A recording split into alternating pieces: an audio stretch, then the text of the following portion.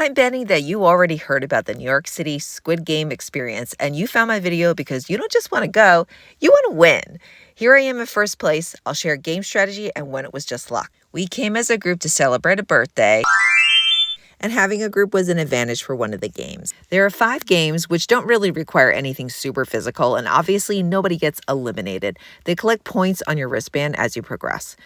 The games are Glass Bridge, Doggone Marbles, Battleship, Red Light, Green Light, and I'm calling the last one Dinner with Jack. Glass Bridge is straight memorization of the green block sequence across your bridge.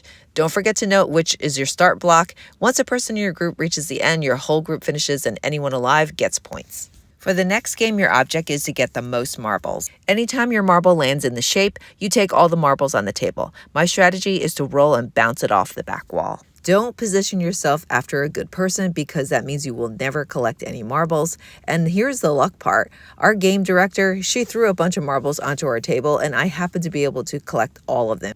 Battleship is exactly like the board game. You have to sink the other team's ship before they sink you, and you don't know where their ships are. You cannot pick your ship placement, only shot locations. Having a group here helped because we were able to work together to coordinate shots, especially the first shot, where you're firing blind and you need to cover all the quadrants of the board to maximize finding their ships. Our team won, and at this point, I was in second place. Next game, just like the show, you have to stop when the creepy girl calls out red light and get across the finish line.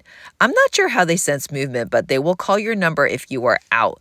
Only 5 of us made it to the end. Me and another guy were chatting at the end, and we both went up the side by the pillars. I don't know if that works, but I was in first place after this game. The last game is mostly played between 2 players, and I'm pretty sure it's fixed.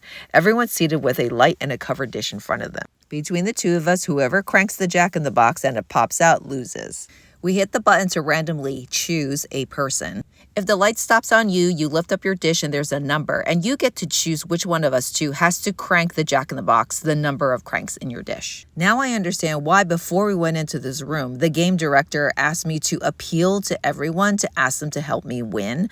I didn't really understand because people weren't getting eliminated anyway. So I said, let's have everybody win, to which she responded, that was a terrible answer. Even though I lost, this was still a ton of fun for an hour, especially with a group. I would even go again.